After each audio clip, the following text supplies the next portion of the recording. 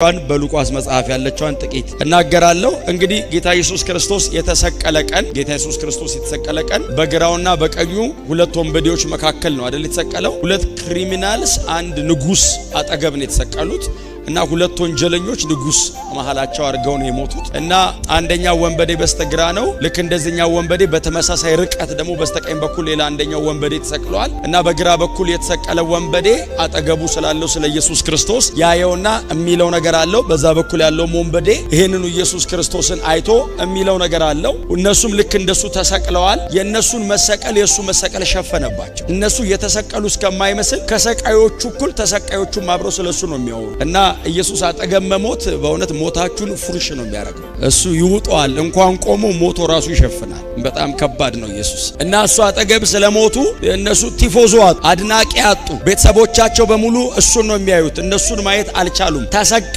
ራሱ እንደዚህ ተሰቅሎ እንግዲያውም በእውነት ነው የምላችሁ ያውም ይሄ እንደዚህ እዚህ እንደነ ቦታ ላይ መሰቀል ምን ያህል ያማል ብዬ ማንንም አልጠይቅም። እዚህ ተሰቅሎ የሚያውቅ ስለሌለ አይደል በጣም ያማል ከማለት በላይ ምንም ልትሉኝ አትችሉም። እና እጃቸውን ቀኝና ግራ እጃቸውን በሚስማር እንጨት ላይ ሰርስረው ቸንክረዋቸዋል። ሁለት እግራቸውን አነባብረው ቸንክረዋቸዋል። ይሄንን ሁሉ ሲያደርጉ ማደንዘዣ እጃቸው ላይም ሰውነታቸውም ላይ የለም፣ ተገርፈዋል። አነስቴዥያ የለውም። አስቡት እንግዲህ እጅን መዳፍ ላይ አይደለም አይደል አይሁዳውያን አጥንት መካከል ነው ሰንጥቀው፣ ሮማውያኑ አጥንት መካከል ነው ሰንጥቀው የሚያረጉት። በጣም ከባድ ነው ህመሙ። ደም ይፈሳል ያለማቋረጥ።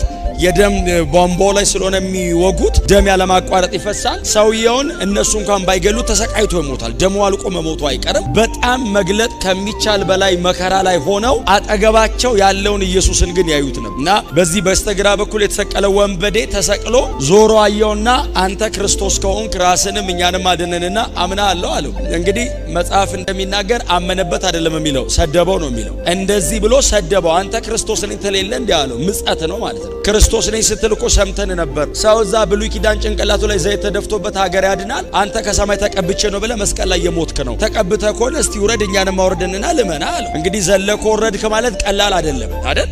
ዝም ብሎ ከዛች መስቀል ላይ መውረድ አይደለም። የሮም መንግስትን መገልበጥ አለበት። ከዛ መስቀል ላይ ከወረደ የሮም ወታደሮች አሉ ፊቱ እና የአይሁድንም የሴኔቱን ሪሊጂየስ የሆነውን ሶሳይቲ መቀየር መቻል አለበት። ዝም ብሎ አይወረድም። ሰውየው የነገረው ያለው ሃይማኖታዊ ፖለቲካዊ ሁሉንም ነገር ነው ያወራል። ከወረድ ካለው ካሸነፍካቸውና እኛንም ከወረድከን አምናለሁ ሲለው ዝም አለው ኢየሱስ። በስተቀኝ በኩል ያለው ሰውዬ ደግሞ ይሄንኑ ኢየሱስ በተመሳሳይ ርቀት ሆኖ አየውና እንደተሰቀልክ አምናለሁ። አንዱ ወርደ ልመናለሁ፣ ሌላኛው ተሰቅላ አምናለሁ እና አንዱ ባየው ሲኦል ገባ፣ አንዱ ባየው ሰማይ ገባ። የተሰቀለው ክርስቶስን መመልከት ዘላለማችሁ ነው የሚወስን። መስቀል ላይ የተሰቀለውን ኢየሱስን አይተ ጉንፋን አይደለም የሚለቅ የዘላለም ሞት ነው ተላይ ላይ የሚሰበር። ስለዚህ እግዚአብሔር የሰውን ዘላለም የወሰነው አንድ ልጁን መስቀል ላይ ሰቅሎ ነው። ስለዚህ እዚህ ቤት የተሰቀለው ክርስቶስ ሲባል ዘላለማችን ነው። ሰምታችሁ የ40 ደቂቃ ስብከት አይደለም፣ የዘላለም ህይወት ነው። የሆነ ሰው በጣም አስደናቂ በሆነ አይነት መንገድ ስለተናገረ አይደለም የተቀበልነው፣ ህይወት ሆኖ ውስጣችን ገብቷል እና እግዚአብሔር የመጨረሻ ብርሃን፣ የመጨረሻ መገለጥ፣ የመጨረሻ ማብራሪያ፣ የመጨረሻ ማዳኛ ነው አጠገባቸው የሰቀለው እና ይሄ ኢየሱስ በቁም አልሰማ ሲሉት ሞታቸው ድረስ ተከተላቸው እና ቆሞ ሲያወራ ያውቁታል። አብረው ነበሩ፣ በሩቅም ቢሆን ሰምተዋል። አይሁዳዊ ወንበዴዎች ናቸው። እነሱ የኖሩበት አካባቢ ነው ኢየሱስ ቆሞ የሚሰብከው። ቆሞ ሲሰብክ አልሰማ ሲሉ ሞታቸው ድረስ ተከተላቸው እና አንዱ ባየው እንዳልኳችሁ ሰማይ፣ አንዱ ባየው ደግሞ እና የተሰቀለውን ክርስቶስን ቤት ሰቅለው ታዩታል። በግራና በቀኝ ነው ያሉት። ያኛው በዛ በኩል ያለው ሲሳደብ፣ ይሄ በቀኝ በኩል ሆኖ መሐላቸው እሱ ዝም ብሏል። እነሱ ናቸው እንደዚህ የሚያወሩት። አንተ አለው ይሄም እኮ ተሰቅሏል። አቤት ሲለው እግዚአብሔርን አትፈራም?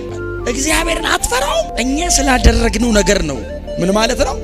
እኔን በመስቀላቸው እነዚህ ሰዎች ኃጢአተኞች አይደሉም። ለምን? ይገባኛል፣ የሰራው ስራ ይገባናል። እኛ ስላደረግነው ነው። ይህ ሰው አለው ኢየሱስ የነበረበት እድሜ ለማመን የሚመች አይደለም። 33 ዓመቱ ነው። ቬሪ ያንግ 33 ዓመቱ። በ33 ዓመት አርጊው ለማድረግ አይመችም። ማቹር አላረገም ነው የሚባለው። ገና ነው እንዴ መጠጥ ይበል ነበር። የ33 ዓመት ቀጥሎስ የተሰቀለ ደሙ ፈሶ ያለቀ አባቴ ምን ነው ተወከይ ሲል ሊረዳው የሚመጣ አባት የለውም። አባቱ ትቶታል፣ አይመጣም፣ ጸጥ አለው። እስቲ ኤልያስ ከመጣና ከረዳው እናያለን ሲባል ምንም የለም የሚረዳው። ቀጥሎስ ሊቀ ካህናት እጃቸው ላይ ጥቅልል ይዘው ነው እየሰቀሉት ያሉት። ሞቱ አሳማኝ እኮ ነው፣ መሞት አለበት ብለህ እምትረግመው መሞት ነው የሞተው። ያኛው ካርናል ነው፣ መሳደቡ ልክ ነው። ይሄኛው መንፈስ ቅዱስ ረዳው። ወዲያው እንደዚህ ያለ አይቶት ስሙኝ፣ ይሄም ተቸንክሯል ምናልባት ጎን ለጎን ብታቆማቸው ይሄ ትልቅ ሰው ሊሆን ይችላል እድሜ የኢየሱስን እድሜ ያለ እኮ ሌባ ሊሆን ይችላል 30 ዓመት እኮ ሰርቆ ሊሆን ይችላል ግን እንደዚህ ያየው በሙሉ አይኑ ማየት አልቻለም በሙሉ አይኑ ለምን መሰራችሁ የጠራበት አጠራር ነው ጌታ ሆይ ጌታ የሚለው ቃል ሰር አይደለም ሎርድ ነው ኖርማሊ ሎርድም ብቻ አይደለም ኩሪዮስ የሚለው የግሪክ ቃል እኛን ለማዳን ከሰማይ የመጣህ ኖርማሊ የቄሳር ቤት አይደለም ማለት እኛን ለማዳን ከሰማይ ነው የመጣው ኩሪዮስ ምን ማለት ነው የ33 ዓመት ተኩል ወጣት አይደለም ከላይ መተህ ነው አለው ጌታ ሆይ አለውና ስሙኝ አለው በመንግስት ስትመለስ አስቢ ምን ማለት ነው ከዚህ መስቀል ላይ ዘለህ አትወርድም አለው ትሞታለህ ከዛስ ትቀበራለህ ከዛስ ትነሳለህ ከዛስ ትሄዳለህ ግን በመንግስት ትመለሳለህ ስሙኝ ከሞተበት እስከሚመጣበት ነው የገባው አንተ ሰው መስቀል ላይ ሆኖ እንዶ በ30 ደቂቃ ከክሩሲፊክሽን ጀምረ እስከ ግሎሪፊኬሽን ይታያል ተሰቅለለሰው እንደዚህ ያየ በደም የተጨማለቀ ፊቱን ያየ በሙሉ ድምቀት እንደሚያበራ ፀሐይ የሆነ ፊት ይታያል ነግሰህ ትመጣለህ እኔ ክሪሚናል ነኝ አንተ ኪንግ ነህ አንተ ወንጀለኛ አይደለም ንጉስ ሁሉም ወንጀለኛ ሲል አይደለም አይደለም ስትመጣ መንግስት ይዘህ ነው የምትመጣው ያኔ ስትመለስ አለው ያኔ ስትመጣ እንዳትረሳኛል ዛሬ አድነኝ አይደለም ያለው የዛን ቀን አደራ ምን ማለት መሰለህ ሰከንድ ካሚንግ ላይ ሙታን ሁሉ እንደሚነሱ ገብቶታል እባክህ እንዳትረሳኝ ሲለው ኢየሱስ ምንድነው ያለው ዞር ብሎ አንተ ሰው ዛሬ እልሃለሁ ከኔ ጋር በገነት ትሆናለህ አለው ያው ዛሬ በገነት ትሆናለህ ብቻ አይደለም አይደለ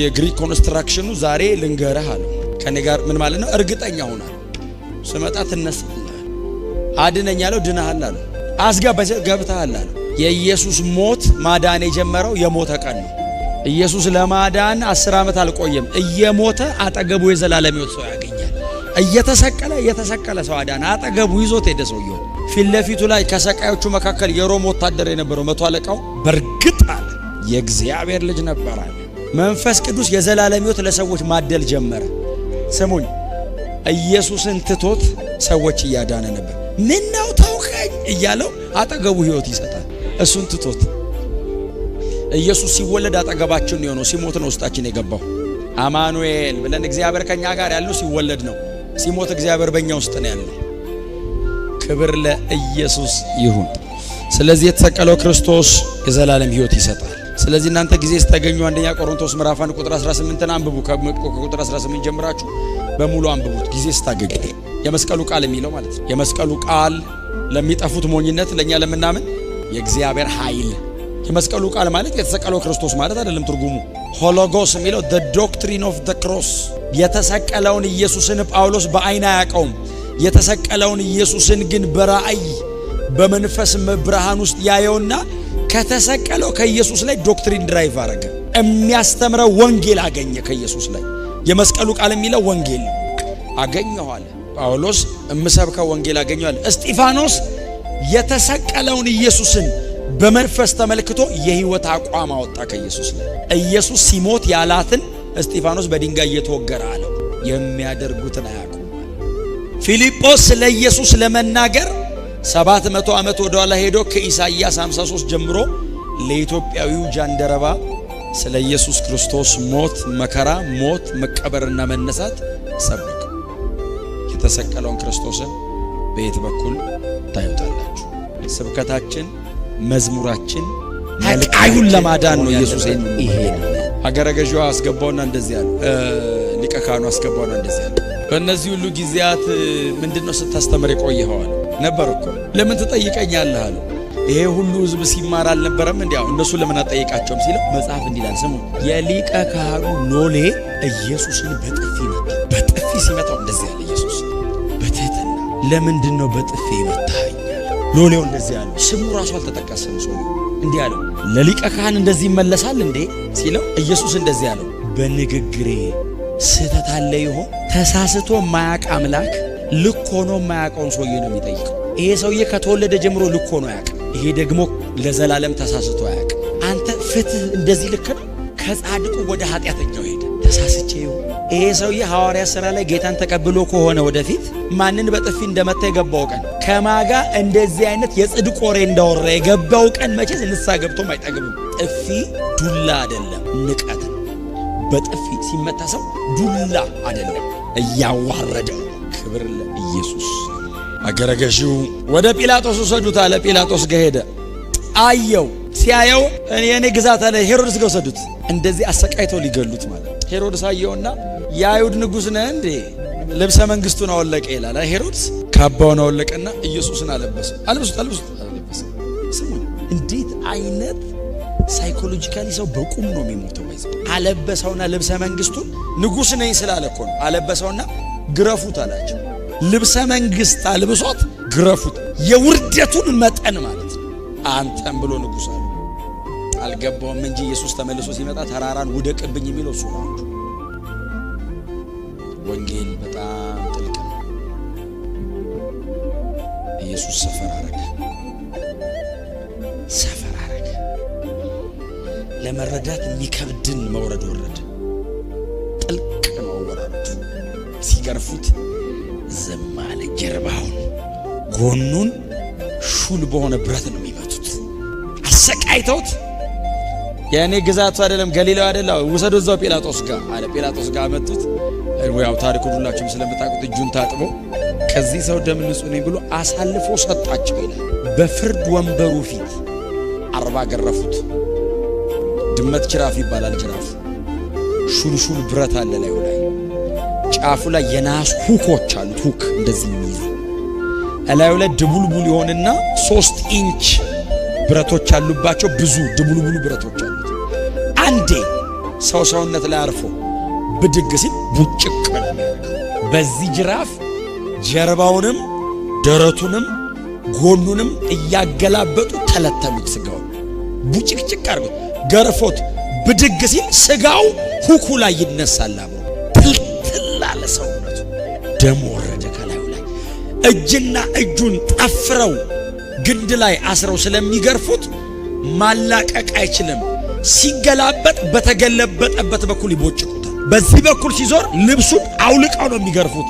ለብሶ አይደለም የሚገረፈው።